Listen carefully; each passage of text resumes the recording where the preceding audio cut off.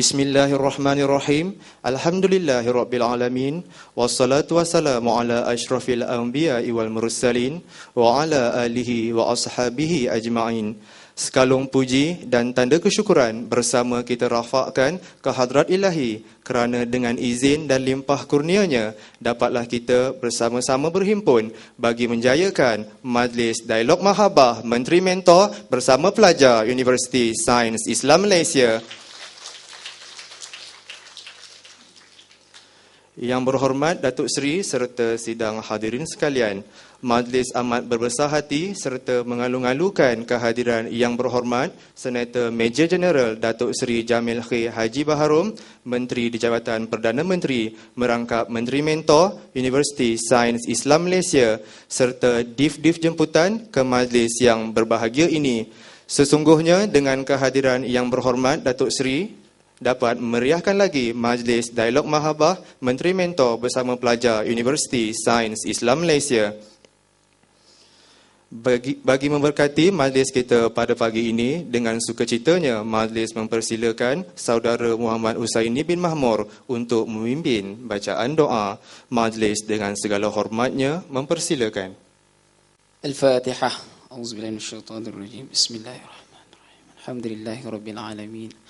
الرحمن الرحيم مالك يوم الدين إياك نعبد وإياك نستعين اهدنا الصراط المستقيم صراط الذين أنعمت عليهم غير المغضوب عليهم ولا الضالين.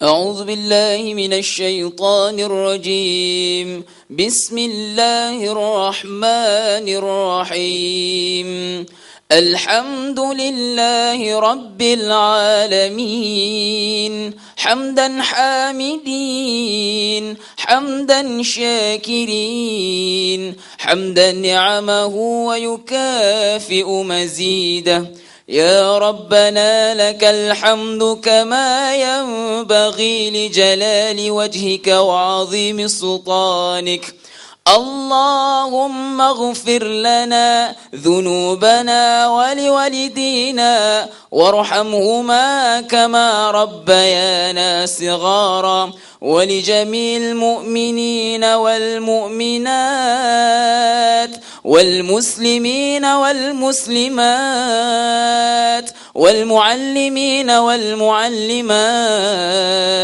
الأحياء منهم والأموات برحمتك يا أرحم الراحمين.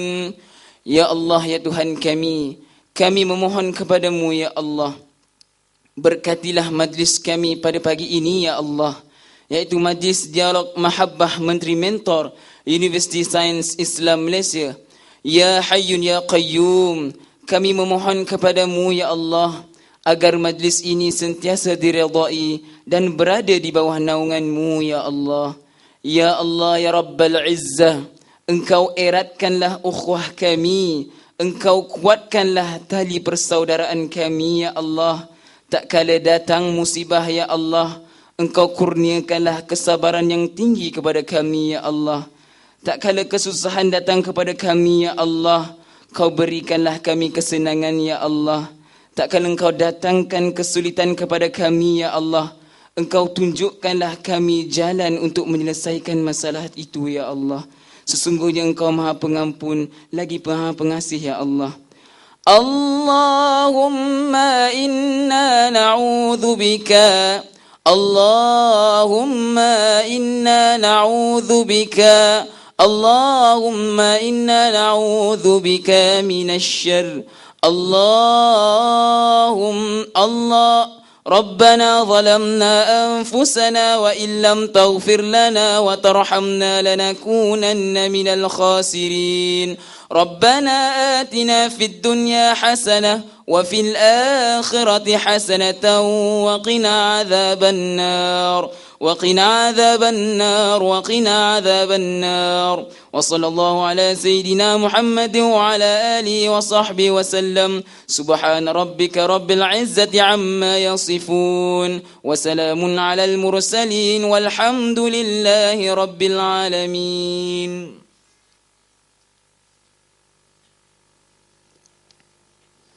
Amin ya rabbal alamin. Majlis mengucapkan ribuan terima kasih kepada saudara Muhammad Husaini bin Mahmur di atas pimpinan bacaan doa sebentar tadi. Semoga majlis kita pada pagi ini mendapat keberkatan daripada Yang Maha Esa. Untuk makluman Yang Berhormat Datuk Seri serta sidang hadirin sekalian, objektif utama majlis ini diadakan adalah untuk merapatkan hubungan antara Menteri Mentor dengan pelajar-pelajar Universiti Sains Islam Malaysia. Selain itu, majlis ini turut diadakan sebagai medan komunikasi di antara pimpinan negara dengan pelajar untuk mendapatkan maklum balas berhubung isu-isu yang berlaku di dalam dan di luar negara. Bagi meneruskan majlis, dengan segala hormatnya, majlis menjemput Yang Berbahagia Profesor Dr. Asma Ismail, Naib Chancellor Universiti Sains Islam Malaysia untuk menyampaikan ucapan alu-aluan. Majlis mempersilakan.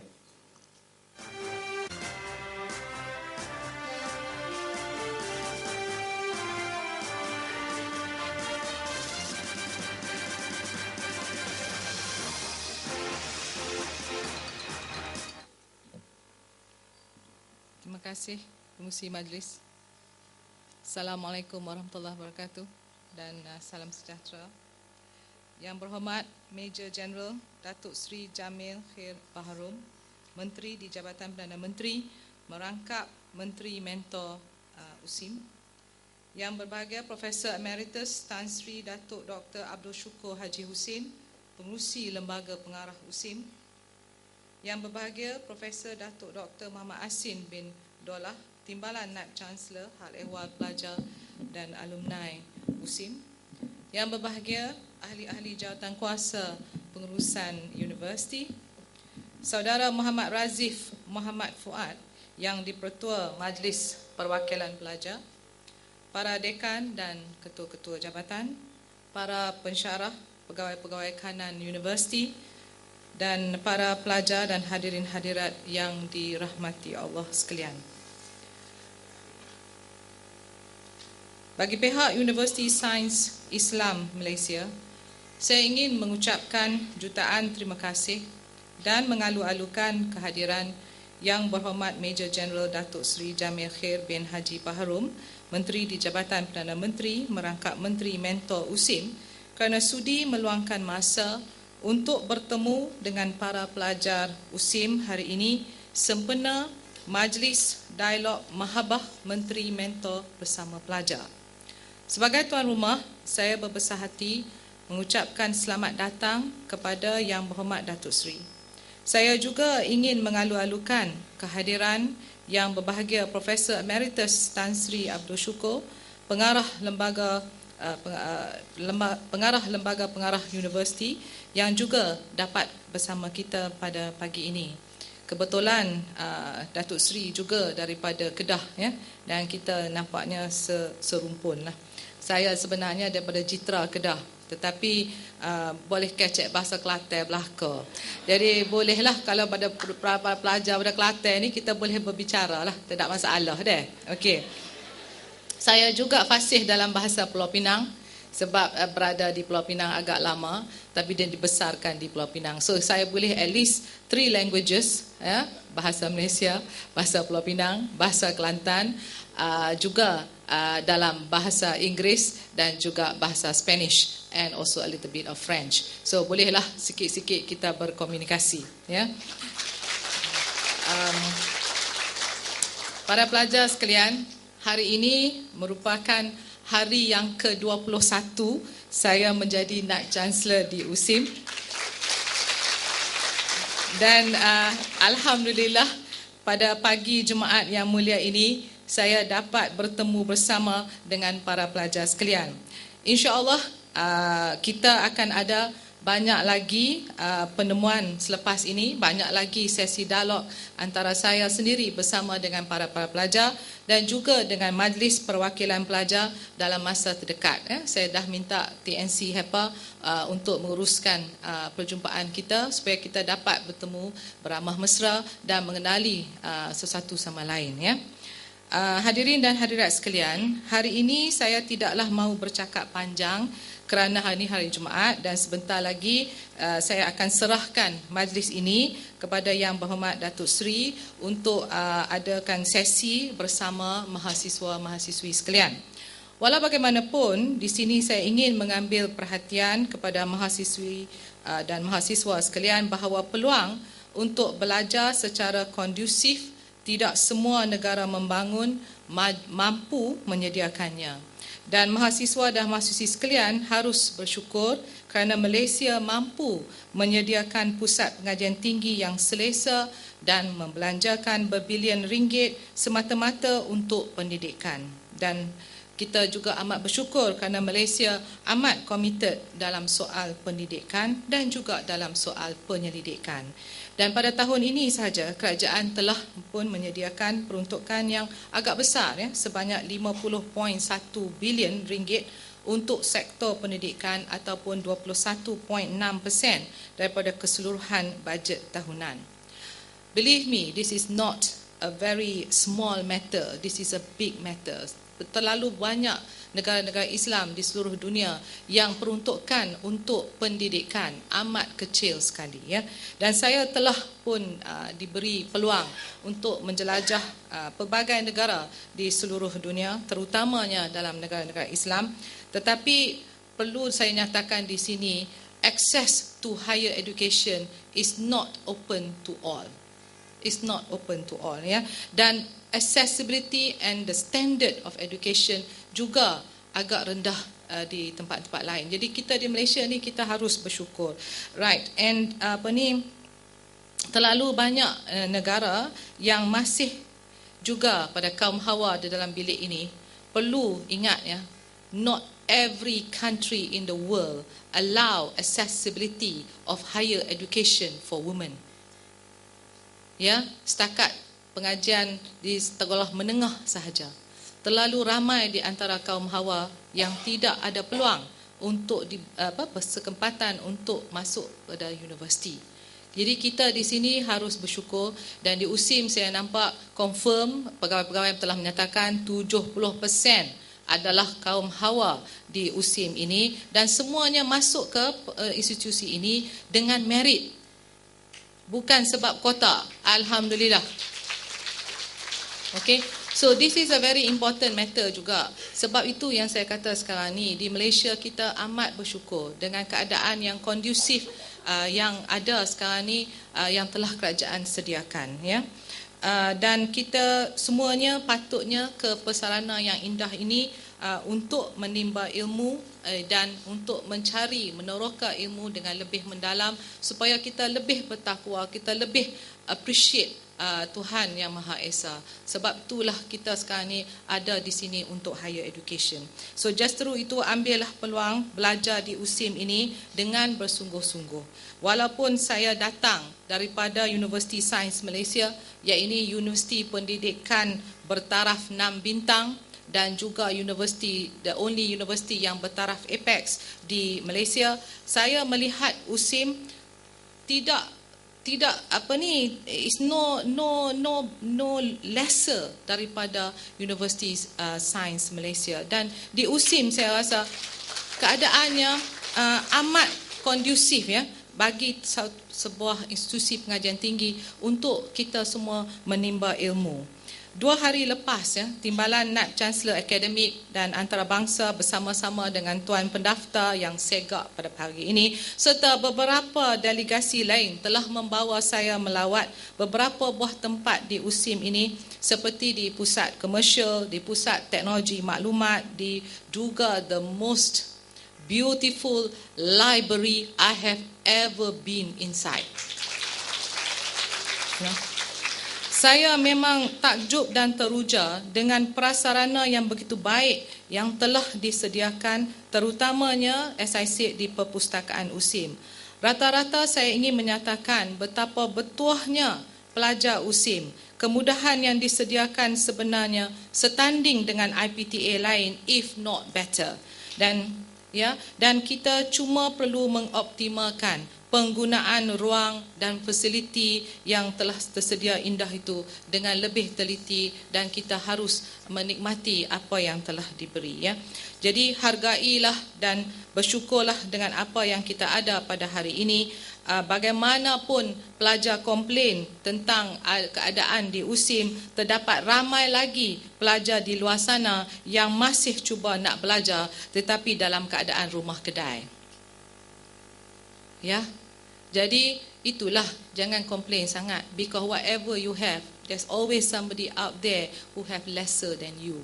And there's always someone out there in the real world who have no accessibility at all to higher education. And somewhere out there, people who have no access to, both men and women have no access because of war. Ya, so itu saya kata pada hari Jumaat ni, kita lepas ni kita harus amat bersyukur tentang apa yang kita dah ada setakat ini, ya. Para pelajar sekalian, masa belajar yang ada sekarang ini gunalah sebaik mungkin. Jangan sekali-kali terlibat dengan perkara yang tidak berfaedah dan memudaratkan masa hadapan.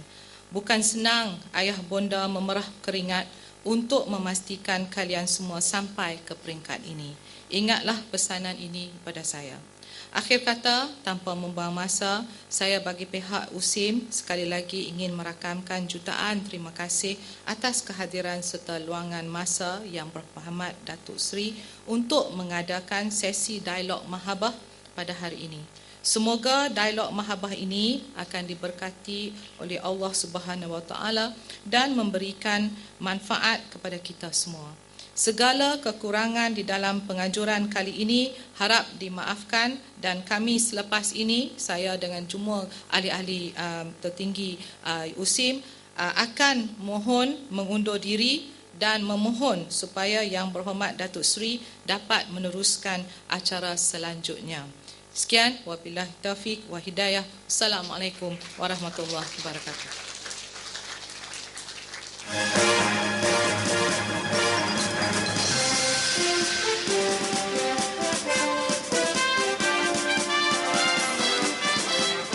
Majlis merakamkan jutaan terima kasih Seterusnya, majlis dengan penuh takzimnya menjemput Yang Berhormat Senator Major Jeneral Datuk Seri Jamil K. Haji Baharom, Menteri di Jabatan Perdana Menteri, merangkap Menteri Mentor Universiti Sains Islam Malaysia untuk meneruskan sesi dialog mahabah bersama pelajar pada pagi ini. Majlis dengan segala hormatnya mempersilakan. Alhamdulillahirrabbilalamin wa bihi nasta'in wa salatu wassalamu ala ashrafil anbiya'i wal mursalin wa ala alihi wa sahbihi ajma'in. Saudara pengacara majlis yang saya hormati, dikasih Naib Chancellor Universiti yang mohon berlalu untuk tugasnya, Profesor Dr. Asma Ismail, yang saya hormati juga yang juga baru keluar sebentar tadi, Profesor Emeritus Tan Sri Datuk Dr. Syukur, dan juga Profesor Dr. Muhammad Asim Dollah yang bahagia ahli tangkuasa pengurusan universiti, saudara yang dipertua Majlis Perwakilan Pelajar, Saudara Muhammad Razif, Muhammad Fuad, para dekan, ketua jabatan, tuan-tuan dan puan-puan, rakan-rakan anak-anak mahasiswa yang saya hormati sekalian. Pertamanya saya ingin nak mengucapkan terima kasih atas kesempatan untuk saya dapat bertemu pada pagi yang amat bermakna ini pada saya. Terima kasih, dan juga saya katakan bermakna kerana yang pertama tadi USIM baru saja mendapat Naib Chancellor baru, Profesor Mak Muda telah pun, ialah insya-Allah akan terus muda, tapi telah pun berpencin pada umurnya, kan. Dan kemudian Profesor baru 21 hari menggantikan Dr. Asma, baru 21 hari menggantikan Profesor Muhammad Muda. Kalau ikut-ikut, hari ini adalah merupakan, hari ini 21 bulan kan, hari kalau mengikut pegangan dan kepercayaan kaum Mayan, hari ini dah kiamat. Tapi saya alhamdulillah pada hari yang dimayankan kiamat itu oleh kaum Mayan, saya dapat bertemu dengan pelajar-pelajar USIM. Sebab saya sebagai Menteri Agama terpaksa duduk tumpang pening kepala sama. Bukan pening, siapa nak jawab soalan wartawan tu betul ke nak kiamat hari Jumaat ni, betul ke tak, jadi ke tak kiamat kan. Jadi kita pula nak kena terang kat dia pula satu-satu. Baca di antara tanda-tanda kiamat kecil, tanda-tanda kiamat besar. Nabi tanya buniyal Islam ala khamsin. Nabi ditanya tentang Islam ni, dibina atas 5 perkara, kemudian mal iman, mal Islam, kemudian mata sa'ah. Nabi ditanya bila hari kiamat. Nabi kata hak tanya tu lebih tahu daripada yang kena tanya. Dan kemudian Nabi jawab tanda-tanda kiamat di antaranya begini. Jadi kita beritahu kat dia, you kok lah balik, agak-agak ada lagi hak abang tu. Jadi kalau tak ada, jadi susah duk kira sangat lagi, kan. Jadi hari ini saya ingat kaum Mayan dia kena review balik dia punya pegangan kepercayaan dia, sehingga menjadi kalut satu dunia. Yang kita yang tak pasal-pasal ni, termasuk yang duduk di USIM pun terpaksa fikir juga. So tahniah kepada juga rakan-rakan pelajar yang baru terpilih mewakili Majlis Perwakilan Pelajar untuk sesi 2012-2013 yang akan datang. Saya kalau ditanya pasal apa saya pilih untuk sekarang ni, sebab walaupun tengah kalut sangat-sangat, jadual krem. Pagi-pagi kemarin pukul 6 dah tolak ke airport, terbang pergi Kedah, balik malam tadi kan, sampai di rumah malam dah, tengah malam dah. Bangkit awal pagi tadi ada satu signing ceremony antara Pullman di hotel Pullman dekat dengan Putrajaya, di antara TH Heavy Engineering, tabung haji Heavy Engineering Oil and Gas bersama dengan McDermott, satu company daripada US yang mempunyai pengalaman 60 tahun lebih dalam menguruskan oil and gas untuk cari gali minyak. Jadi kita juga Malaysia melalui tabung haji baru saja menandatangani satu projek untuk tujuan bagi kolaborasi di antara dua company besar ni. Kemudian lari mai kat saudara, dan kemudian besok macam tu juga ada jadual dengan UIA. Sebab saya juga menteri mentor untuk UIA, jumpa dengan rakan-rakan pelajar student UIA besok pagi, dan kemudian dengan UM pada belah tengah hari tu, dan hari Ahad dengan Masjid somewhere. Lepas tu tengah hari tolak pergi luar negara. Jadi nak cerita pasal apa? Pasal kalau orang tanya satgi, dia kata menteri mentor ada mai tak? Dia kata ada yang hak dia buat jenis jawab lolak. Dia jawab lolak guna, dia kata kami 2 tahun dah tak jumpa. Tahun 2012 dengan 2013. Jadi 2 tahun. Jadi saya nak register siap-siap sebelum 2013 masuk.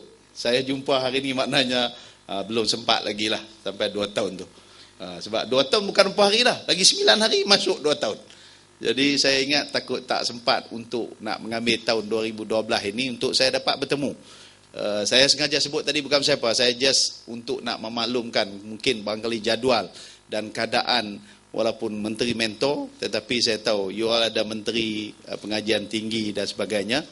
Dan saya juga ingin share bersama, mungkin ada persoalan-persoalan, pandangan-pandangan yang boleh untuk barangkali ada dalam kotak pemikiran tadi pengusi sebut. Pengusi pun baju lebih kurang kalah macam saya juga, kan? Sampin je lain. Sebab sampin menteri dia mahal sikit. Itu kalau dia naik menteri mungkin dia mahal daripada saya lagi, kan? Pasal dalam tak jadi menteri pun pakai serupa dah. Kan? Tuan-tuan dan perempuan yang dihormati sekalian, saya ingin melihat bahawa sebagaimana Profesor Asma sebutkan tadi, Dr. Asma sebutkan, kebetulan mungkin sampai kita musim kat mana pula?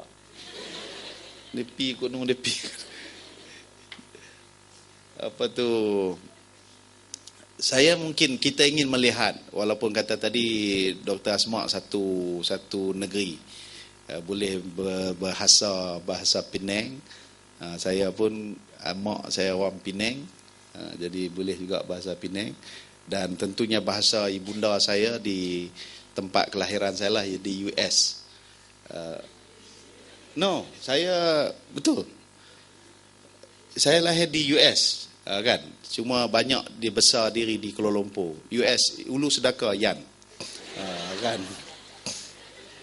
No, dulu ni dia memang kampung saya US tu Ulu Sedaka. Jadi bila dah ada menteri naik di Ulu Sedaka, orang tak panggil dahulu, dia panggil US, kan. But it's not a stand for that United Nations apa tu lah, American apa ni, bukan. United States of America, no. Tapi US Ulu Sedaka. Dan kemudian banyak masa saya di Kuala Lumpur, maksud saya selepas pengajian dan sebagainya. Dan kalau tadi Profesor Dr. Asma pasal suami dia orang Kelantan, dia boleh cakap Kelantan, tapi Ambo pun boleh cakap Kelantan, tak ada masalah apa. Pakai kalau Kelantan ni bukan saya, Saroh pun boleh dalam bahasa Kelantan. Sebab kawan rajin dulu ni duk pergi cabai pak tu mengah. Tapi tak, my wife pun orang Kedah, bukan dia pasal orang Kelantan. Tak ikut saya boleh, tapi tak ada masalah. Kita kecek Kelantan pun boleh juga. Tuan-tuan dan puan-puan. Tak sagi kalau saya tak bang tu, hampa kata profesor hampa kemah pada aku pula. Ni orang perempuan ni kan boleh tak, dia ramai kan. Tapi tadi ni ada Profesor Tan Sri Dr. Syukur, dia bisik kat saya, dia kata 3 profesor mesti tak sembahyang jemaat. Dia kata Profesor UIA, Profesor USIM dan juga Profesor UKM tak sembahyang jemaat. Saya pun fikir pasal apa pula, dia kata pasal depa ni perempuan. Lambat. Nak kena habak baru gelak, kan. Dah bebaslah kan. Sebab sama juga saya malam saya dengan Tan Sri Muhyiddin TPM di Kedah. Ada orang kata, "Tok, saya beritahu kat Tan Sri Muhyiddin, Tan Sri, musim cuti sekolah ni cikgu-cikgu dia kata kau ajak." Saya kata, "Siapa pula kau ajak?" Sebab dak korang mengajak.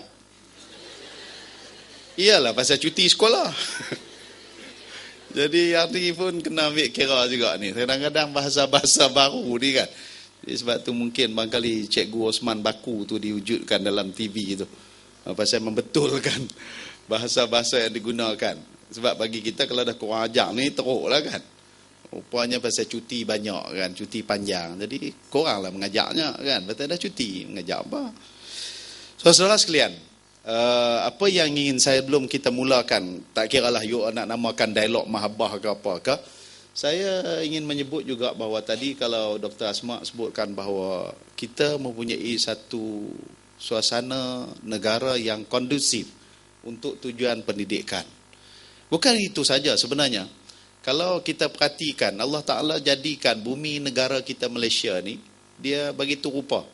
Kalau kita cuba imaginekan dalam kepala kita yang ambil geografi itu, dia dapat bayangkan macam mana peta negara kita Malaysia. Kan dia melonjong keluar gitu kan, daripada Thailand di atas, pergi sebelah kiri kita pergi tengok dengan India dan sebagainya, kemudian kita belah tengok sebelah kanan, kita tengok negara China. Tapi kita, dia dalam peta dunia dia melonjong gitu. Tapi dalam konteks yang lain, saya perhatikan di ada Kepulauan Filipin di seberang belah sana, Laut Cina Selatan. Kita tengok ada pula daripada Selat Melaka dengan Sumatera. Allah Ta'ala jadikan, kita perhatikan, mungkin barangkali kerana itu faktor geografinya. Sebab tu kalau bila mana datang badai ombak, termasuk tsunami, bukanlah kita tak kenal langsung, kenalah sikit-sikit. Sebab dia telah tersekat awal dengan dia punya Sumatera dan sebagainya. Satu kepulauan yang menyekat. Kalau kena pun Pulau Pinang kena sikit tadi, Langkawi kena sikit. Tapi kalau kita tengok di Aceh, waktu tsunami, saya sampai di Aceh, ada satu kawasan saya tengok, ini keajaiban barangkali, semua sekali termasuk dengan bukit-bukit dia habis runtuh, rumput tak ada selai. Bukan kata untuk rumput tu daun ada kot sikit-sikit, tak ada, selai pun tak ada. Dia kikir habis, termasuk jalan dia. Tapi yang kekal sebuah masjid tak tersentuh. Ini keajaiban barangkali. Tapi ada satu tempat di kawasan Lok Semawi ke apa nama dia, bukan kata tekat bukit dia, termasuk sekali dengan dia punya ada penjara dekat situ. Satu penjara tu, termasuk orang-orang yang duduk dalam penjara, termasuk hak jaga penjara. Hilang. Hilang tu maknanya dia rentap masuk dalam tsunami, masuk sampai ke tengah laut. Dan kemudian kita melihat bahawa ini di sudut geografinya lah. Kalau sebelah sana, ombak yang datang sekarang ni Filipin, kena dengan bagai-bagai ribut.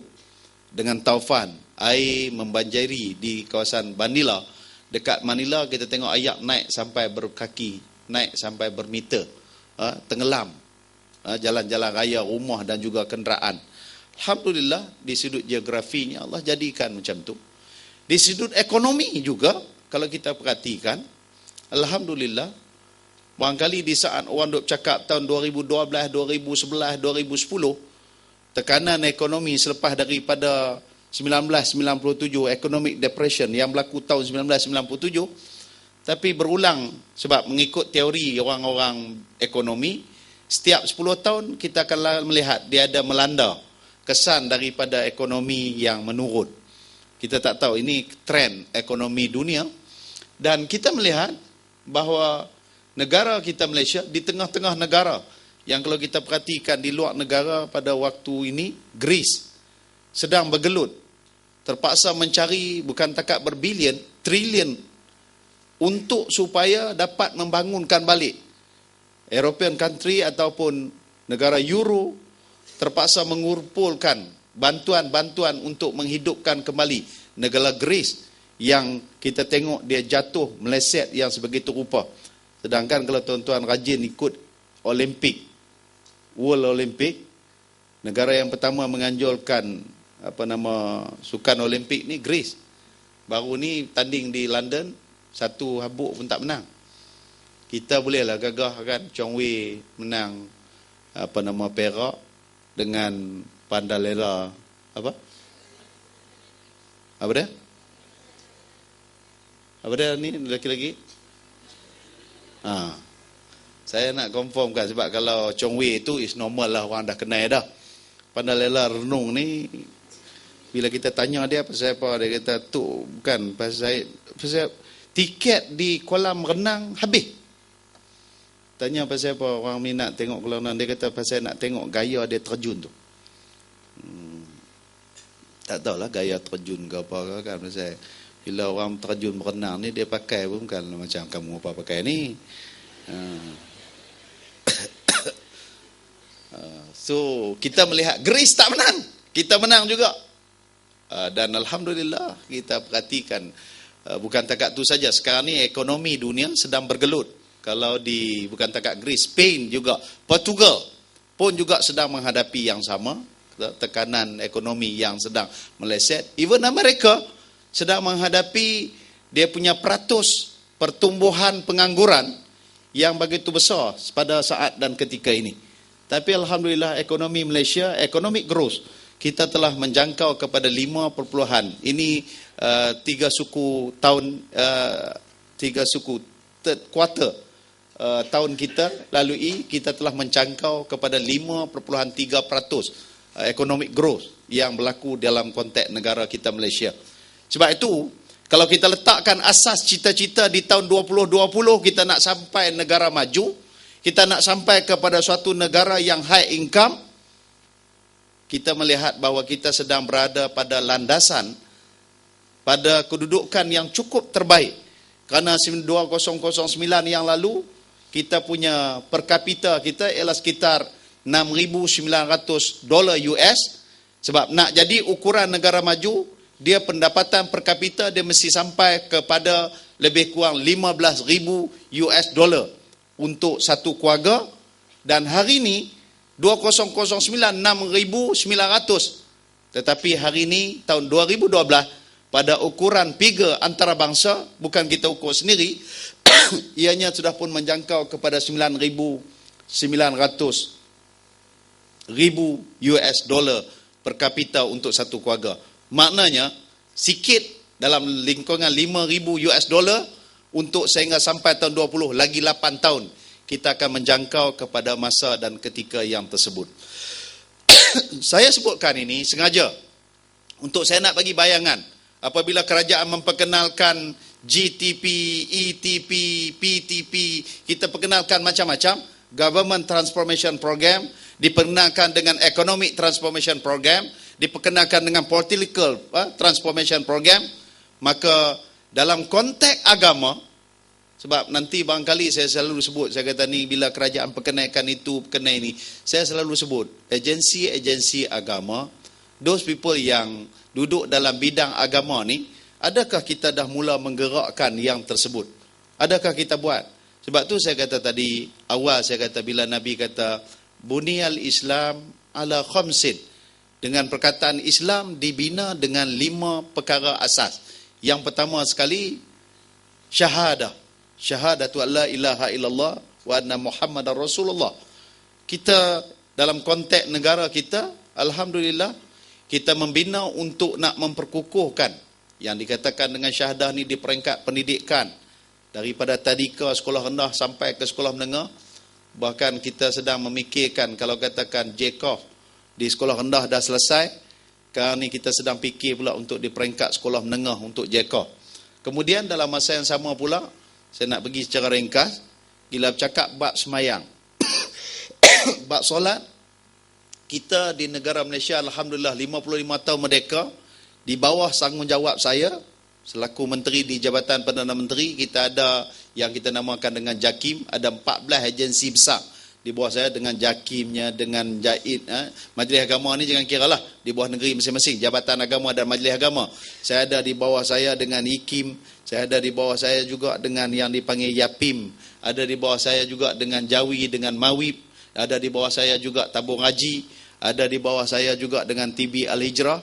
So, hal-hal yang macam ni kita gerakkan untuk memperkukuhkan Islam yang menjadi tanggungjawab kepada negara kita Malaysia. Sebab itu kita semayang, saya sebutkan tadi, untuk nak membina syiar, maka kita sekarang ni dah ada 22,000 buah.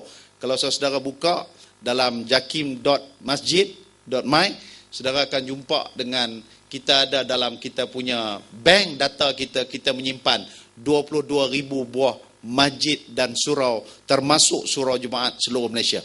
What I mean, saya nak bayangkan ialah 22,000 buah ni, dia bukan ada konsep kun payakun. Dia kita kata jadi, maka jadilah masjid. Tak. Maknanya kena ada satu usaha, kena ada satu effort, kena ada satu kesungguhan, yang cari dana, yang bina masjid, yang buat plan dan sebagainya, maka barulah boleh lahirnya masjid dan surau yang seperti tersebut. Bahkan di bawah saya sekarang ni kita uruskan 14,000 orang, tok-tok imam seluruh Malaysia. 14,000 ni dibayar gaji oleh kerajaan. Ini dalam bidang nak jaga bab yang Nabi kata Islam itu dibina 5 perkara. Yang kedua ialah selepas daripada solat, iaitulah apa? Yang ketiga. Tadi syahadah, puasa, yang solat, puasa. Puasa, alhamdulillah, kita tengok di Malaysia, kalau kita perhatikan dengan untuk puasa ni, saya baru balik mesyuarat negara Mabim. Mabim ni ialah negara, apa nama? Malaysia, Brunei, Singapura dan Indonesia.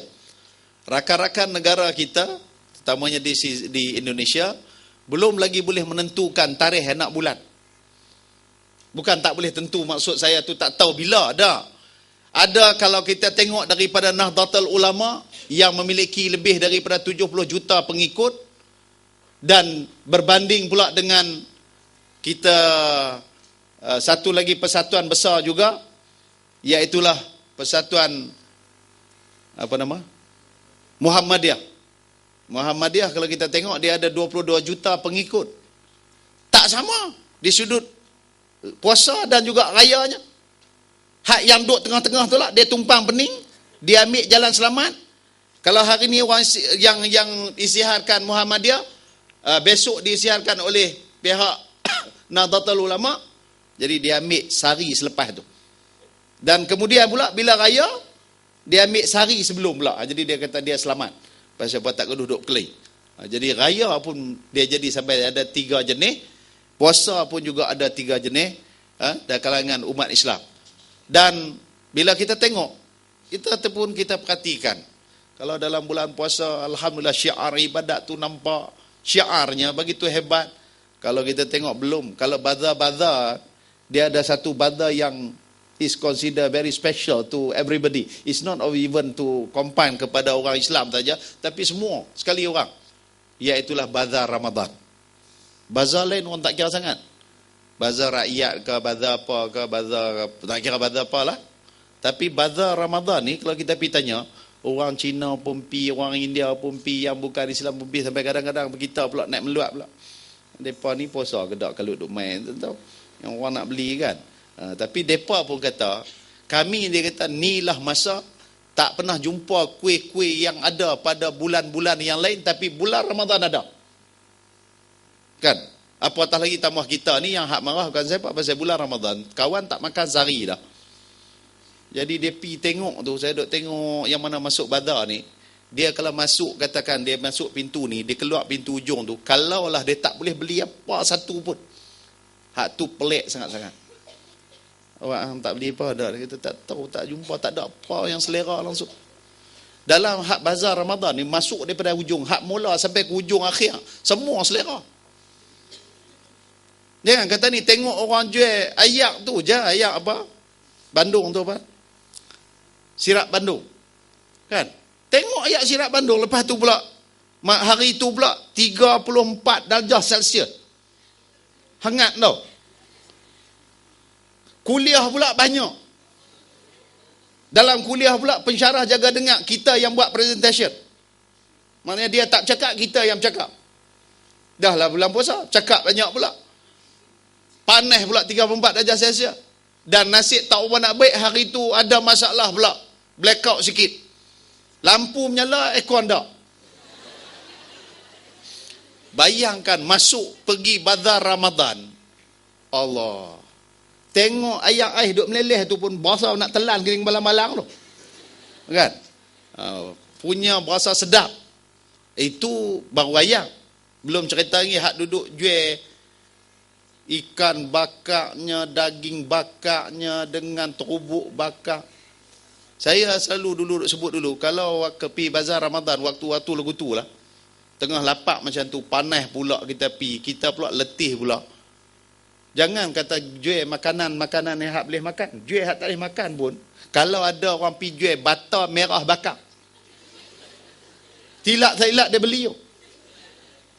Tapi kena buat elok lah, presentation sikit, kena presentable lah, bagi bata merah tu balut dengan daun pisang kan, sapu minyak bagi garing, kita bubuh di atas harang tu kan, janganlah bakar gas tu, tak sure, bubuh harang. Lepas tu kawan jual tu kipas bagi elok, bagi duk naik meletit tu kan, dia pi benung tang tu, tengok saat lagi dia tanya, boleh makan ke? Kawan tu kata tak tahulah, try lah tengok kan. Saat lagi dia tanya, seketui berapa duit dia? Batal kan seketui. Tuan-tuan, alhamdulillah bulan Ramadan kita tengok syiar ibadatnya. Tarawih, Masya Allah. Dulu kita buat tilawah Quran bulan Ramadan. Ada cadangan pun, dia kata kat saya tu, kita buat tilawah balik pada bulan Ramadan supaya kemeriahan tu. Saya kata tak, bulan Ramadan bukan soal nak suruh meriah tak meriah tilawah ni. Buat bulan tak Ramadan pun tak apa, sebab kita buat bulan tilawah ni di luar bulan Ramadan sekarang ni.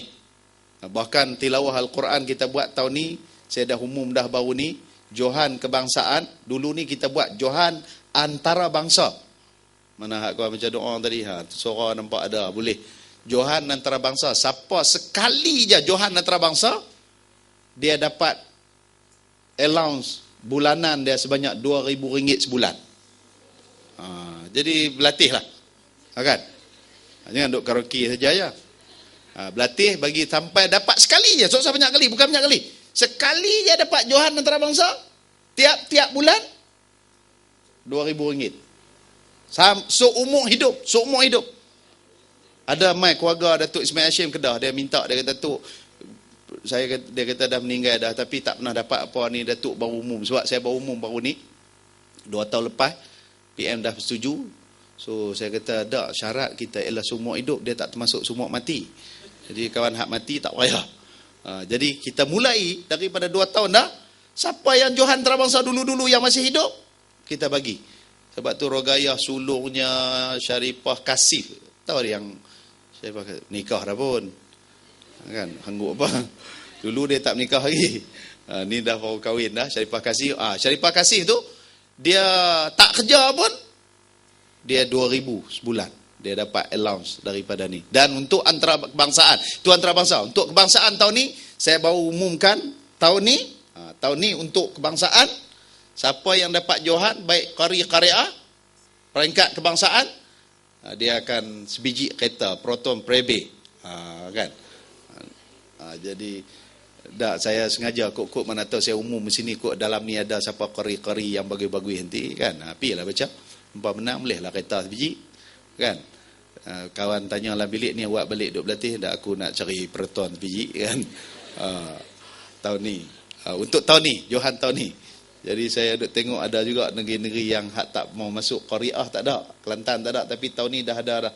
Dengar ura-ura duk tanya nak masuk. Pasal pihak kumpulan dia nak minta masuk, saya lah tak mau masuk, saya pula. Bismillah.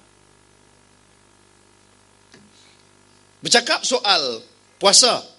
Alhamdulillah, ibadat puasa anak bulan yang kita tentukan. Raya pun kita tak ada masalah. Cuma raya masalah di lebuh raya aja. Pasal apa dia kira pakat nak balik ramai. Jadi duduk belaga accident tang tu. Jadi yang tu pun satu masalah juga. Bila pasang kamera, dia buh semua kamera cat merah pula macam-macam.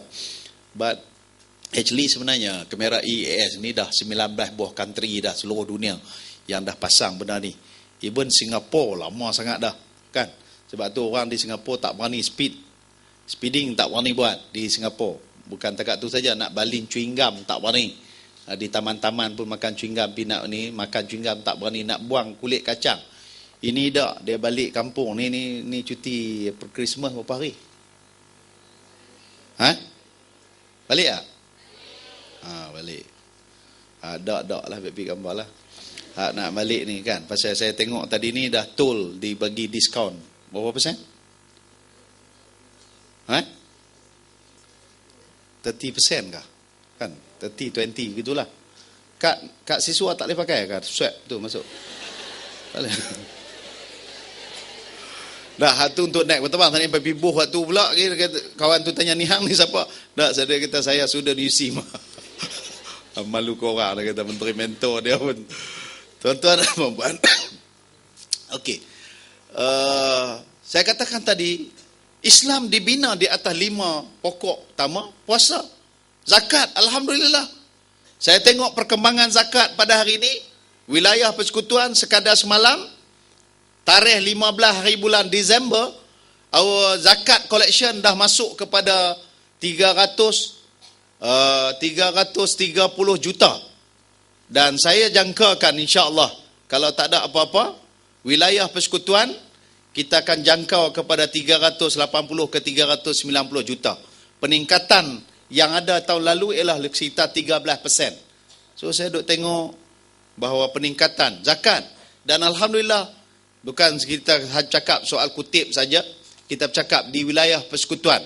Ini wilayah sebab dia zakat ni di bawah negeri masing-masing, maka pengagihan juga begitu amat memberansangkan. Dan bahkan saya bercita-cita di wilayah persekutuan, sebab di negeri dia termasuk di bawah negeri masing-masing.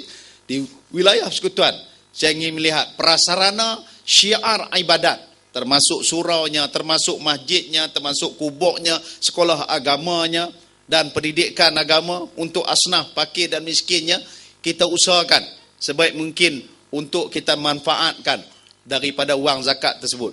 Bahkan insya-Allah tahun hadapan kita di wilayah persekutuan akan dapat satu sekolah baru, Semar Mawib, sekolah menengah agama, hasil daripada pembinaan melalui wang zakat yang terkumpul bagi tujuan untuk pembinaan untuk sekolah agama dan sebagainya. Saudara-saudara sekalian, yang seterusnya ialah selain daripada zakat, termasuk juga haji. Haji saya tak mau nak sebut banyak, baru sekejap saya kata tadi dekat Fullman kita sign ceremony untuk tujuan kerjasama di antara tabung haji dan juga satu syarikat oil and gas di luar negara, di mana hari ini saya memiliki pendeposit, penyimpan tabung haji 7.9 juta orang. Dan yang nak pergi haji, sebab yang simpan tu 79, bukan pasal semua nak pergi haji.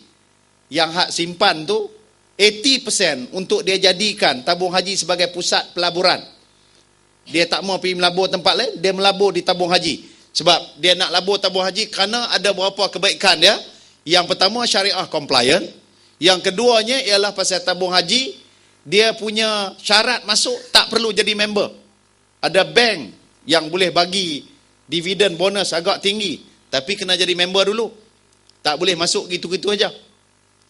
Yang ketiganya, dia tidak ada limit. Masuklah berapa juta nak masuk pun. Ialah bagi orang kaya lah. Sebab saya nak abang bagi, kalau ikut mangkali tuan-tuan dia fikir, ramai ke hak masuk juta-juta ni? Taklah ramai sangat, tapi yang sampai 200 juta pun ada lah. Tak apa nak ramai, tapi saya nak bagi tahu, our simpanan daripada semua orang yang ada 34.9 bilion. Bilion. Bukan million. So saya nak sebutkan, tabung haji hari ini dia berada pada satu persada yang begitu tersendiri, satu konglomerat Melayu Islam yang begitu besar, menguruskan dana sekitar 34.9 bilion, dan kemudian kita punya bidang-bidang yang pelbagai. Bukan pasal pergi haji itu saja, pergi haji itu kecil je. Bahkan kalau pergi haji itu sebenarnya kos yang actual pada hari ini RM15,175. But kita punya tambang untuk muasasah kita ialah RM9,980. So maknanya subsidi lebih daripada RM5,000 diberi oleh pihak tabung haji kepada setiap jemaah yang pergi buat haji.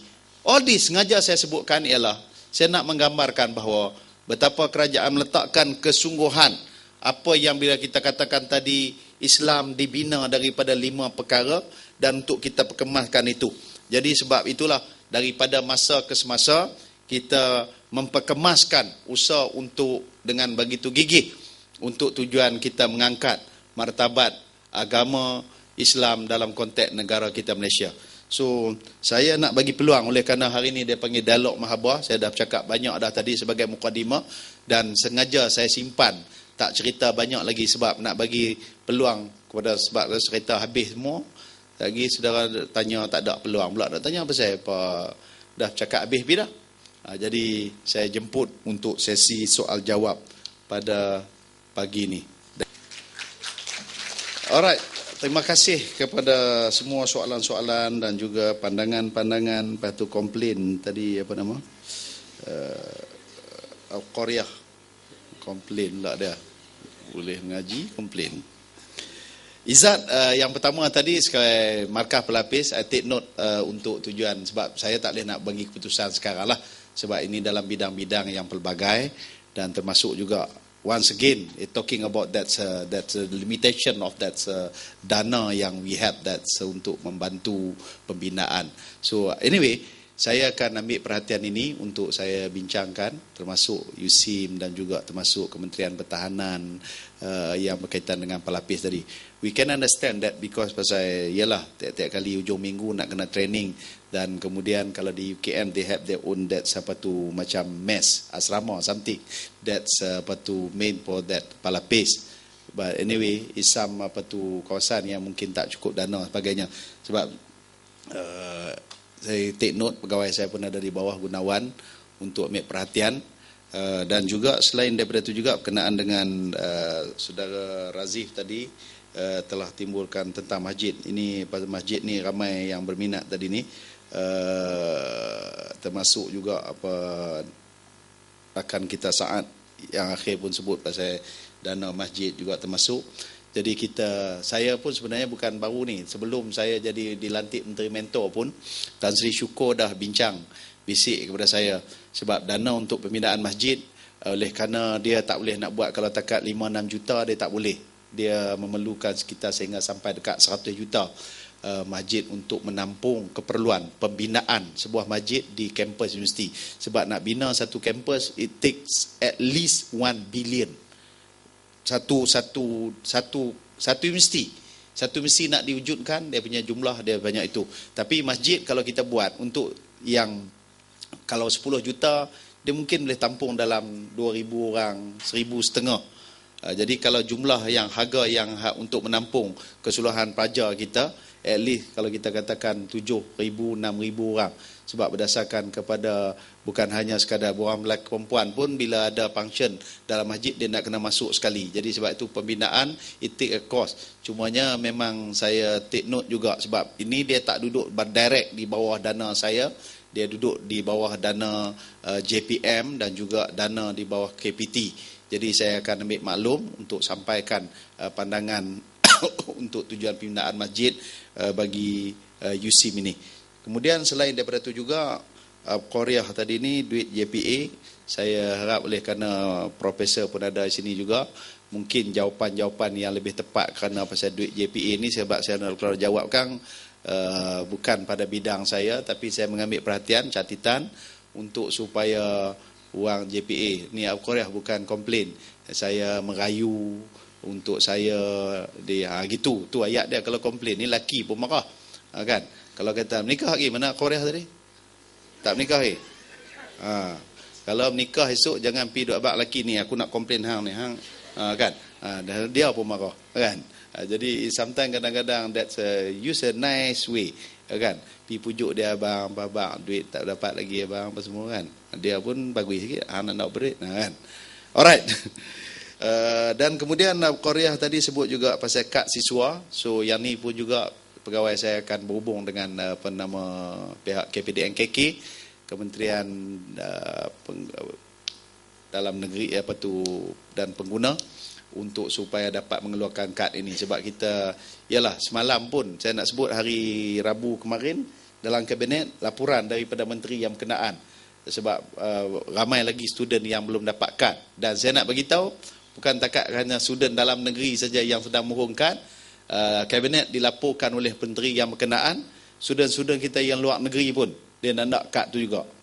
Jadi kita bertanyalah balik kepada menteri yang berkenaan, dia nak buat apa? Kad tu bukan boleh pergi duduk jolok pergi kedai kalau dia duduk di US tak boleh pergi kedai US pergi duduk nak, tak boleh, dia tak pakai kad tu.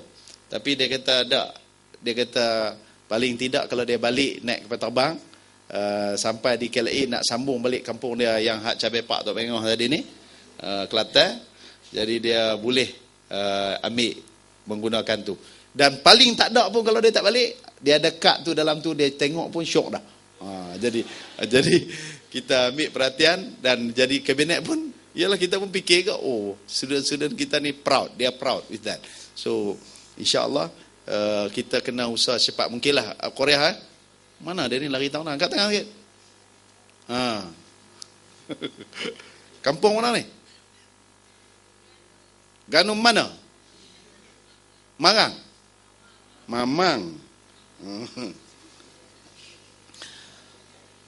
Kawan tak aja apa Mamang ni. Selain daripada itu ialah Adam tadi ya. Setiausaha agung, student punya pelajar. Yang pertama sekali dana USIM, saya mengambil perhatian tinggi. Sebenarnya macam Prof Asma sebutkan tadi ya Adam, dan bukan takat Adam seorang lah, pasal ramai pelajar termasuk yang saat tadi you asking that to take note about the accommodation and also that our mosque. But anyway, I would like to say that kerajaan memang mengambil perhatian tinggi. That's why bajet 2013 PM umumkan 50.1 bilion. Kalau tak silap saya 50 lebih bilion untuk tujuan pendidikan. Untuk agama di bawah saya JAKIM, saya pegang sebanyak 775 juta. 775 juta. Dan if you want to compare with Kementerian Pengajian Tinggi KPT, 50.1 bilion. Bilion. Bukan million. So saya selalu sebut, baru ni saya berdialog dengan kalangan-kalangan yang bukan Islam, yang penganut agama Kristian, Buddha, Tao, macam-macam lagi penganut agama Hindu dan sebagainya. Bila saya berdialog dengan mereka baru-baru ni dalam satu majlis dialog, dia bagi tahu semua dia minta macam-macam dan sebagainya. One thing saya bagi tahu kepada dia orang, saya kata ginilah. Sebenarnya saya juga sendiri pun ialah kerajaan mengambil, sebab itu kita menggunakan tagline kita, rakyat satu Malaysia, rakyat didahulukan, pencapaian diutamakan. Dan apa yang kita promise, kita janji, kita sedaya mungkin, melainkan kita tak mampu, tapi kita akan laksanakan apa yang telah kita janjikan. So, kita deliver apa yang kita buat. Cumanya saya kata, ada perkara-perkara yang mungkin barangkali, sebagai contoh saya kata saya yang tak mampu dalam keadaan sekarang, mungkin sikit masa. Dan saya tahu pelajar-pelajar juga pun timbulkan ini bukan nak supaya there and then. Kita nak masa tu juga. Tapi ini merupakan pengharapan, cita-cita kita ingin melihat kesempurnaan. Semacam saya kata tadi, saya anak ada 6 orang. Anak 6, isteri 1 lah. Jadi anak 6, anak-anak saya dah besar belakang dah, pakat kerja belakang dah. Dan sebab anak saya hak sulung 29 dah. Nombor 2 27, 26, 24, 21. Jadi anak-anak yang hak bungsu tu perempuan. Pasal semua yang atas tu semua lelaki-lelaki belakang. Yang bungsu saja perempuan. Jadi lambat sikit baru tingkatan 2. Saya sebutkan kepada dia orang oleh kerana anak 6. Suami dan isteri jadi 7 pasang. Campur orang gaji 2. 2 pun suami isteri lah sepasang. Sebab saya pun pasal payah kan bila orang gaji ni dia duduk seorang-seorang dia nak menikah, bila nak menikah balik pergi duduk kat lelaki dia, jadi susah kan. Jadi saya kata lah ni ham nikah mai duduk rumah aku dua-dua kan. Dua-dua tu saya belah kan orang gaji. Jadi maknanya saya nak sebutkan, at least kalau nak duduk di rumah, maknanya saya memerlukan rumah saya anak 6 bilik, suami isteri saya dengan bini 7 bilik, orang gaji 1 lagi bilik, dia kena ada 8. Tapi saya kata, at the moment, I can afford untuk hanya sekadar 7 bilik. Which is mean, seorang daripada anak saya, dia kena share bilik. Jadi anak saya ni pasal apa? Saya beritahu juga, walaupun, yalah, dia orang dah bekerja. Yang hak atas sekali itu, sulung, dia pilot, dah kapten kapal terbang dah pun. Nombor 2, kapten kapal terbang juga. Seorang mas, belum kahwin. Saya nak abang. Belum kahwin. Yang kahwin pak dia ya. Anak belum. Semua anak saya belum kahwin. Jadi hak sulung apa semua kan. Ni pasal dia buat kapal terbang. Agaknya tak ada orang kot atas tu kan. Yelah atas awan mana ada siapa kan. Jadi tak kahwin-kahwin lagi. Dan nak 5 orang lelaki-lelaki. Nombor 3 dia bahagian apa nama kejuruteraan ni pun dah habis dah. Kerja sikit-sikit. Nombor 4 jaga perbaik kapal terbang. Jadi tu pun tengah dah habis dah. Masuk bidang untuk baiki kapal terbang. Nombor 5 tengah buat doktor. Jadi bolehlah you nak pilih mana-mana kan. Okey, bukan nak promote diri apa dah. Saya nak sebutkan, saya bagi tahu anak-anak saya mampu hanya sekadar sekarang ni saya perlu 8, saya ada 7 bilik aja. Dan saya nak sebutkan tadi anak tadi perlu share. Dalam ramai-ramai itu perlu share. Dan saya suruh yang hak oleh kerana hampa pasal duk terbang sedia. Jadi hak kau ni balik tidur, hak kau nupi terbang, kau tu balik tidur, terbang, kan? Jadi bilik tu boleh share. Dan salah seorang tu kalau balik dua-dua tak terbang, jadi pandai-pandailah cari bilik mana yang boleh kan. Sebab nak hak seorang lagi yang hak buat doktor tu dia mengaji di luar negeri, jadi masuk dalam bilik dia pula.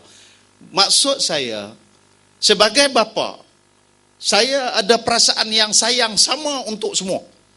Tak ada seorang pun anak itu yang saya rasa dia ni hang pasal tak kerja apa, aku kurang sikit ke hang pasal kerja bagus, duduk di atas, gaji hang besar, aku sayang lebih. Dah.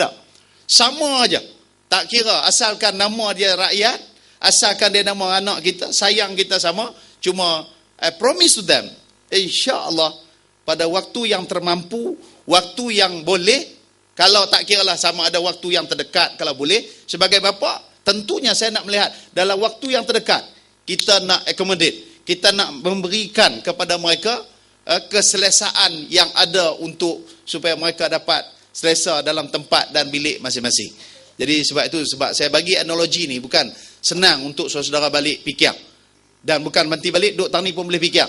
Sebab kita balik rumah nanti pun belum tentu kita balik rumah dapat bilik masing-masing. Saya ni tak barulah 3 tahun setengah berhenti. Masa jadi Major General dulu, saya nak abang begini pasal Izzat dia pelapis dia. Major General ni Izzat, aku ingat hang nak jumpa pun payah tau. Jarang-jarang aja duk jumpa dengan sarjan, staf sarjan, jurulatih tu. Kalau ada sangat pun captain dengan major. Tu aja. Major general ni besar. Besar saya nak abang bagi. Dalam tentera lah.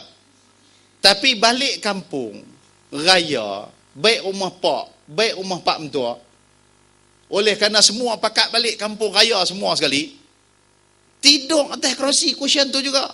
Ni Major General. Datuk Seri lagi. Dulu tak Datuk Seri, dulu Datuk je. Saya nak bagi tahu. Tapi saya bagi tahu kat my wife, I told my kid, anak-anak saya, sebab ya maklumlah saya anak 6 orang. Lepas tu kakak ipar saya pun ramai anak-anak dia. Perempuan belaka, seorang saja laki-laki. Yang saya pula laki-laki belaka, seorang saja perempuan. So, kita kena bagi tahu yang hak laki-laki ni kena mengalah sikit. Kak ipar saya tu profesor dekat UKM. Jadi dia berkata apa nak abang lagi, bukan kata hak balik ni lekeh-lekeh tak. Profesor pun kena tidur atas kerusi. Jadi profesor pun tidur atas kerusi, Major General pun tidur atas kerusi juga. Pasal saya kata kita balik raya untuk seronok, bukan banyak 3 hari je. Bukan banyak, kita hanya 5 hari je. Bukan banyak, kita balik kampung hanya 4 hari je. Itu kira the most longest lah. Panjang lah 5 hari tu, panjang balik. Tapi kita nak, jangan untuk kita seorang saja. Kita nak pak mentua kita seronok. Kita nak mak mentua tumpang seronok. Kita nak tengok ipak duai kita tumpang seronok. Kita nak supaya anak-anak saudara kita pakat balik tu, dia happy. Tapi kalau masing-masing nak berebut bilik, I'm student, you SIM. Tahun 3, undang-undang. Pasal apa tak dapat bilik? Kan? Kalau itu gaya yang kita bawa, maknanya kita, ni bukan saya nak cerita yang tu, saya nak cerita bukan hak soalan sangat. Tapi saya nak cerita bahawa insya-Allah apa yang saudara-saudara sebutkan, kita usahakan, kita fikirkan, dan untuk kita tujuan membantu bagi tujuan keperluan-keperluan tadi. Dan tadi Fatin tanya, Aisyah tanya tentang Fakulti Undang-Undang, dan juga dia termasuk dia punya bukan lagi tahsilan, no, dia bar council kan.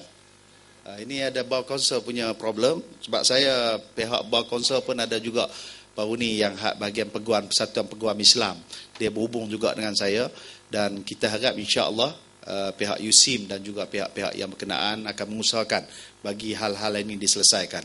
Tapi honestly speaking, saya nak beritahu bahawa baru saya umumkan dalam parlimen 2-3 hari kemarin, saya umumkan bahawa kerajaan insya-Allah akan oleh kerana pihak peguam Persatuan Peguam Muslim nak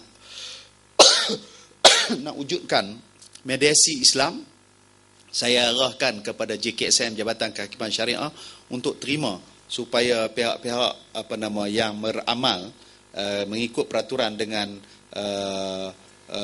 mediasi Islam ini, setelah dia mendapat dia punya sijil praktis, dia juga akan dibenarkan. Ini bukan siapa maksud saya nak mengurangkan sikit masalah-masalah yang ada di dalam bidang kehakiman syariah. Dalam masa yang sama, saya baru balik hari baru ni, hari Senin lepas, hari Selasa lepas, saya baru menghadap Tuanku Mahkota Pahang selaku pengerusi Majlis Jabatan Lembaga Majlis Agama Islam Pahang, di mana kita dah round dah untuk maklumat saudara-saudara, oleh kerana jadual 9 perlembagaan negara Islam di bawah negeri masing-masing. Dan oleh kerana juga 153 perlembagaan negara menyebut bahawa Islam sebagai agama persekutuan, the religions of federation, which is mean dalam bahasa Arabnya ialah dinud daulah, agama negara. Jadi saya kata why not kita menafsirkan dengan penafsiran yang boleh kita berlegar seluas dan semua sebanyak mungkin untuk kita mengangkat martabat Islam. Dan kemudian saya round ni pasal apa? Ni last nanti 30 hari bulan menghadap pemangku untuk yang bahagian agama di Kedah, Sultan Kedah, oleh kerana dah menjadi agung, jadi ada dia majlis pemangku raja-raja. Jadi kita akan menghadap untuk tujuan mahkamah syariah dipertingkatkan daripada 3 tiers 3 tingkat kepada 5 tingkatan, sama sebagaimana mahkamah sivil. Ini saya nak sebutkan. Sengaja saya tak suka. Saya passion saya bukan saya suka war-war banyak sangat. Sebab saya takut nanti bila kita banyak sangat war-war, dia ialah pihak-pihak yang tertentu juga dia suka main getak-getak ni. Dia main jenis jangkah-jangkah ni, kita pula jenis penakut. Jangan kan jadi dia getak sikit, dia kata ni pasal apa tak boleh gunting rambut laki-laki perempuan. Kita okey boleh. Kan? Kita tak mau begitu. Kita tak mau ni tak dibenarkan pasang gambar apa pun, iklan yang tak menutup aurat. Siapa kata? Okey boleh. We don't want that kind of getak-getak. Sebab tu saya menggunakan kaedah susah duk cakap banyak. Ini bulan puasa tak ada hiburan, gempak sedih dah takut pindah. Jadi kita bukan passion tu, kita kena ada strategi, taktik dan teknik. Kalau kita belajar tentang hijrah, ni khutbah tengah hari ni saya boleh cakap about hijrah ke? Kalau boleh tak apa. Sebab I don't know that we say tag or not. No. Kalau tak terikatkan tag tak apa. Sebab ini saya duk baca strategi hijrah ni cukup cantik. Rasulullah sallallahu alaihi wasallam kalau nak hijrah, Nabi pernah naik burak masa berlakunya peristiwa Isra' Mi'raj. Tapi masa hijrah, Nabi tak minta kat Tuhan, ya Allah bagi sat burak yang aku naik hari itu sebab orang tengah kepung nak bunuh aku. Wa iz yamkuru bikal ladzina kafaru liyusbituka aw yaqtuluka aw yukhrijuka fayamkuruna wa yamkurullah wallahu khairul makirin. Mereka merancang, Allah merancang. Sebab tu maknanya Allah beritahu kena ada perancangan, kena ada strategi, kena ada taktik. Perancangan. Sebab itu bila Nabi nak hijrah, Nabi tak terus pergi dekat daripada Mekah, berjalan terus pergi Madinah. Pasal apa? Masuk Gua Sur. Gua Sur ni, kalau saudara, hari ni saudara nak pergi ke Johor, orang nak bunuh kita, orang nak kejar kita, kita nak lari, pergi ke Johor, duduk menyorok dalam Legoland, contoh. Kan? Dari USIM ni, sepatutnya saudara start enjin kereta, terus pergi. Ni dah. Daripada USIM, dia reverse balik, dia pergi duduk kat Bangi. 3 hari duduk di situ, dalam gua dekat Bangi. Nabi daripada Mekah, teruslah pergi Madinah. Dah, Nabi patah balik ke belakang, 5 kilometer. Why? This is strategy. Why Gua Sur? Why yang temannya ialah Abu Bakar? Kenapa tak panggil Omar? Sedangkan Omar ni, tak ada seorang pun yang berani hijrah dalam siang hari. Tak ada seorang yang berani declare.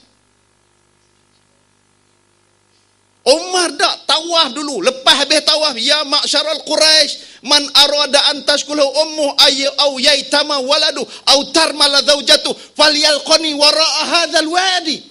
Siapa-siapa berani tunggu aku ni saat lagi Omar nak hijrah. Kalau siapa anak jantan yang dia teringin nak tengok mak dia hilang anak jantan dia, siapa-siapa yang ada anak dia yang baru lahir, dia nak tengok anak dia jadi yatim, siapa yang nak tengok bini dia jadi janda muda, tunggu Omar nak hijrah.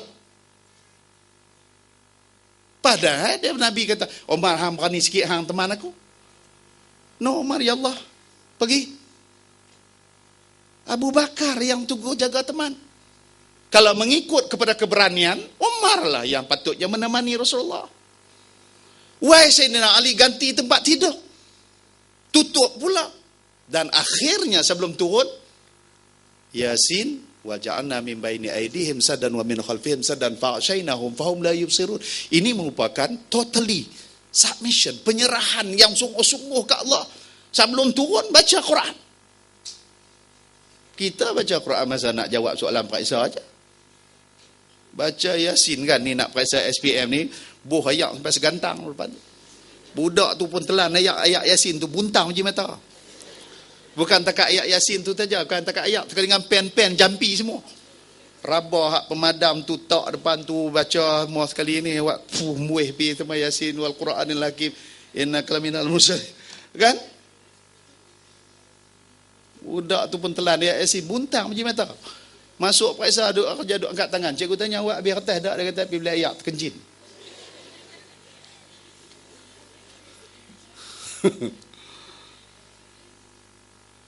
Saudara, ini sebab tu kena ada perancangan.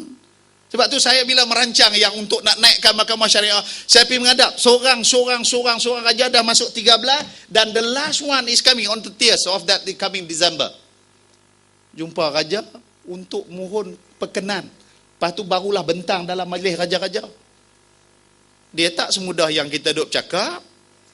Nak cakap dia senang. Tapi saya buat, alhamdulillah takatlah 13 ni PD Kelantan, ahli lembaga dia tuanku duduk ada situ, soalan daripada lembaga. Daripada salah seorangnya nama Ustaz Daud Iraqi. Dia kata, tuanku patut nak tanya menteri ni satu soalan. Bila dah kita tekak mahkamah 3 jadi 5, undang-undang dia ke mana pula tuanku?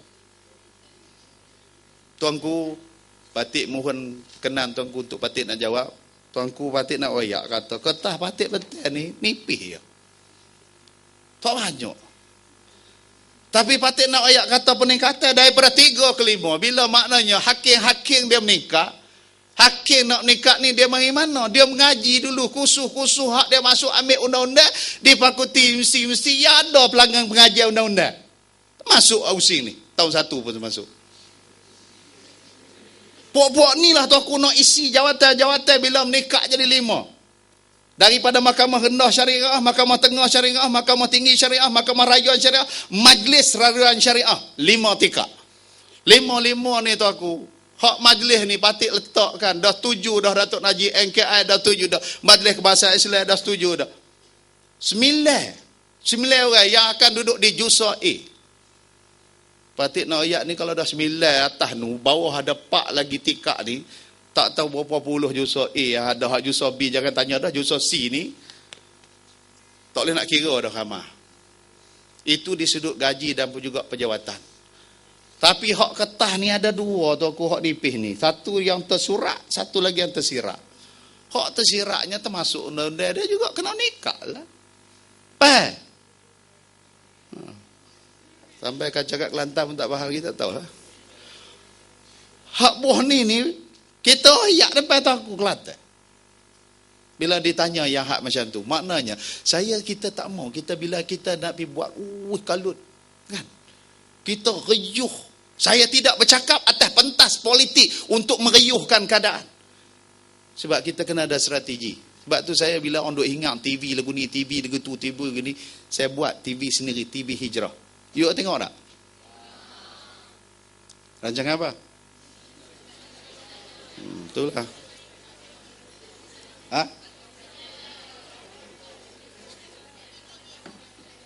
TV Hijrah. Dan saya pun tak claim, saya kata that my TV, no. Sebab tu saya bagi tahu kat TV Hijrah, kalau aku ada apa-apa masuklah. Saya tak mau paksa saat ni depa kata mentang-mentang TV dia masuk pagi, petang, siang, malam, senja, subuh. Sedia duk masuk. Dah. Saya pun bagi kebebasan. Tapi janganlah pula bila dah sampai aku buat TV yang duk kutuk kita lagi, kutuk kerajaan lagi. Padahal TV tu kita kerajaan yang buat. Dana daripada kerajaan. Jadi saudara, ini juga kita katakan strategi. Jadi balik kepada soalan tadi, saya harap dapat faham banyak. Saya cakap ni mantik ni. Saya nak cerita kata bila dah kata kita buat, nak mempertingkatkan, peluang kerja pun banyak. Dan kemudian, bukan takat peluang kerja. Jadi kalau yang Fatin tanya dia nak pergi kerja, nak menega apa, tak ada siapa larang pun. Bukan kata keluar-keluar lulus undang-undang ni, wajib kerja jadi undang-undang. Ramai orang yang Azwan Ali itu lulusan undang-undang lah tu. Jadi bukan saya nak suruh jadi Azwan. Which is mean, maksud saya kebebasan. Sebab memberikan pendidikan, ini juga sebahagian besar tanggungjawab kerajaan. Lepas tu untuk peluang pekerjaan, terpulang. Sebab saya tengok yang jadi yang berhormat lah ni pun, ramai orang disiplin undang-undang. Banyak. Baik dalam kerajaan, baik daripada pihak pembangkang yang lulus undang-undang. Jadi maknanya, tadi ni kalau kita nak menega, kemudian hak ujung minggu tu saya tak maulah nak jawab itu hak universiti punya kan. Saya hanya takat mentor. Mentor ni lagi ni nak bak lagi. Dia kalau petik tu dia menyala lah mentor lampu kan. Tapi mentor ni maknanya sedikit dia datang untuk tujuan hal-hal yang berkaitan dengan pentadbiran dan sebagainya ni. Dia balik kepada USIM. Dan kemudian kita sampai ke bawah. Boleh dah. Fatin tanya tadi kadar pada baca buku Siti Aisyah. So bocor buku ni Kabinet dah putuskan baru ni bahawa bulan 1 ni kita akan bayar apa nama apa tu yang hak pelajar-pelajar darjah 1, darjah 2, darjah 3, darjah 4, darjah 5, darjah 6 sampailah tingkatan 5. Untuk yang hak dapat seorang 100 tu. Jadi mak bapak yang ada anak 5, 500, ada anak 6, 600, anak 7, 700. Itu untuk pelajar. Itu nak habiskan dalam bulan 1 ni. Dalam bulan 2 ni juga kita mengambil kira, termasuk hak orang bujang tu, BRIM tu, BRIM yang 500 tu, yang dah kahwin, lepas tu ada hak tak kahwin pula, mereka beritahu kami pun susah juga, cuma bezanya kami tak kahwin. Jadi yang ni pun akan dibayar dalam bulan 2. Jadi within this 2 month, insya-Allah termasuk bocor buku juga akan dibayar pada tempoh tersebut. Jadi maknanya yang hak bujang termasuk yang subsidi telefon tu. Jadi pada tarikh-tarikh itulah. Jadi maknanya bersiap sedialah untuk kita mengkalutkan diri pada bulan 1 dan 2 ni, yang mana yang layak dapat ni pelajar universiti 200, yang mana yang layak dapat bocor buku, yang layak dapat apa nama, yalah, yang hak masing-masing lah, ya.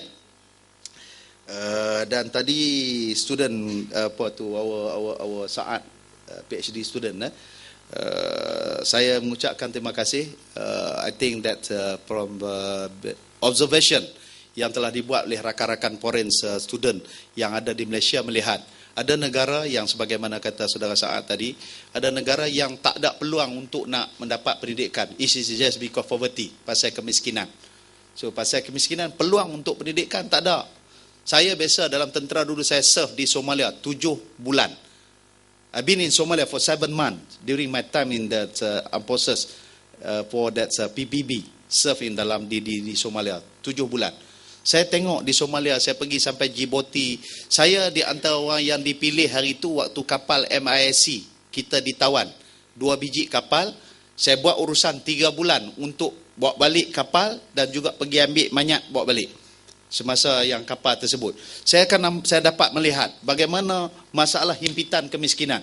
1994 kerajaan Siad Bari di Somalia dah tumbang, yang pada waktu tu Somalia salah sebuah daripada negara yang cukup kaya di sudut hasil-hasil bumi dia, terutamanya daripada hasil laut dia dan binatang ternak dia. Rakyat dia ada 6 juta, lembu dia saja ada 7 juta ekor.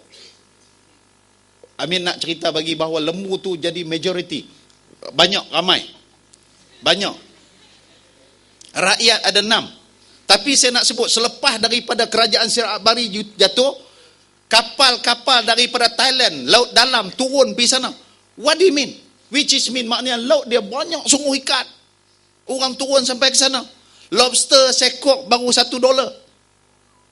Kita pergi hotel nak makan lobster, ingat senang ke? Saya beli 300 ekor kambing buat sembelih korban. Sekok kambing $15. Satu kandang saya beli. Tuan dia aja yang tak beli. Habis satu kandang. Hak anak kecil apa semua ambil. $15 sekor. Lembu $65 sekor. Di Somalia. Saya nak bagi tahu. Tapi hari ini, sampai hari ini, negara dia tak tahu di mana. Ini Somalia. Saya pernah sampai ke Mindanao. Alhamdulillah. Dalam pertemuan banyak kali dah kita dengan sekarang ni, Malaysia menjuarai untuk supaya perdamaian, peperangan yang dah hampir 40 tahun. Dah bunuh 150,000 orang di Mindanao. Dan Alhamdulillah pada hari ini, Mindanao datang kat kita, dah 2 kali dah saya jumpa dengan dia punya kedutaan dia. Saya jumpa dah dengan dia punya wakil-wakil dia. Besok kerajaan Malaysia akan hantar lagi tim ke Mindanao, hantar makanan. Saya nak beritahu bahawa dalam pengalaman saya dah sampai ke Timur-Timur Leste, saya dah sampai dah Mindanao, saya sampai dah Somalia, saya dah sampai dah ke Bosnia. Negara yang macam ni memang, betul kata saudara Saad, untuk nak dapat pendidikan, ingat semudah yang kita fikir. Tak. Diakibatkan daripada kemiskinan. Perang. Student kita di Jordan, student kita yang dekat dengan Syria, sebab sekarang ni dah sampai dekat Mu'tah dah. Kepala dia masuk benda Mu'tah lain kan. Tapi bukanlah pasal saya Mu'tah dah. Dekat Mu'tah. Sampai di sana dah peperangan ni dia mula merebak. Dan saya nak sebutkan, teori kejatuhan daripada mula Tunisia jatuh, lepas tu jatuh pula lagi Libya, jatuh pula lagi berikutnya ialah Mesir, jatuhnya lagi berikutnya. Saudara, saya nak sebutkan, hari ini bila kita dapat report ekonomi Mesir yang dah dulu pun dah letih dah, hari ini reverse jauh ke belakang. Maknanya dia tertinggal, patah balik untuk negeri dia dulu ni, dengan keadaan yang ada sekarang, dia bukan ukur dengan negara lain. Dia dah reverse 20 tahun ke belakang. 20 years back. Dan Mursi sendiri, Presiden Mesir, Mursi telefon kepada PM kita bagi tahu, walaupun mereka mempunyai negara Al-Azhar, mempunyai ulama-ulama dia yang negara yang universiti yang paling tua dalam dunia, yang hidup di atas dasar wakaf. Al-Azhar dia tak hidup atas bersumbangan-sumbangan orang ramai daripada kerajaan dah. Bahkan perang 67 dengan Mesir, dengan Israel dulu, dia gunakan dana pinjaman daripada Azhar. Maknanya duit dia banyak Azhar. Dan dia di antara kerajaan yang tertua lama sejak daripada kerajaan Fatimiyah. Dah wujud dah dana wakaf Al-Azhar. Tapi saya nak sebut, dia telefon ke PM, dia meletakkan Malaysia as ikon negara untuk mereka membangun. Jadi maka sebab yang demikian saya katakan tadi bahawa observation yang dibuat oleh saudara kita adalah sesuatu yang baik, dan yet pandangan untuk supaya accommodation, tempat tinggal student, foreign student dan juga bukan foreign student saja, saya nak sebut ini secara ikhlas. Kebetulan mungkin majlis saya melawat, you all tanya soalan ni, kabinet juga. Saya nak bagi tahu kata kabinet aware. Kebetulan bila PM jumpa dengan student leader, berapa bulan baru ni PM jumpa? Sebelum hari Rabu lepas. 14 hari bulan. PM kata, salah satu daripada masalah yang ditimbulkan oleh student leader ni, yang kerajaan amat concern, pertamanya dia sebut wifi. Dia dah mengarahkan Datuk Seri Khalid Nordin dan juga Datuk Seri Rais Yatim supaya buat sebir, tengok balik, review balik supaya wifi ni diberikan keutamaan kepada student. Tepuklah cik oi. Ni bincang kabinet ni, kabinet. Sebab saya nak sebut dalam negara ni, dia tak ni hak bincang atas pentas duk syarah ni boleh. Oh, kita akan itu sebelum ayam kukuk. Hak tu pentas. Ayam sampai dah tak berhenti kukuk dah pasal kena sembelih dah pun. Tak buat-buat juga. Saya malaslah nak pergi duk sebut apa, nak quote sana sini. Tapi itulah. Tapi saya nak sebutkan balik, PM bagi komitmen dalam kabinet, sebab once kabinet, dia akan ada tindakan yang perlu dilaksanakan. Satu, wifi. Satu lagi, PM sebutkan juga bahawa kita perlu melihat balik tempat tinggal, accommodation. Terutamanya USIM yang dalam bandar ni. Hak USIM ni, dia beruntung sikit, dia nak kata luar bandar pun tak juga. Nak kata, iyalah dekat ni ada padang golf, dekat ni ada nilai apa? Nilai 3. Pergi tengok baju murah, kain murah kan, apa semua murah kan, balik kampung. Tapi dia beritahu kata, dia kalau kawasan-kawasan bandar UM dan sebagainya, dia banyak kekurangan tempat tinggal.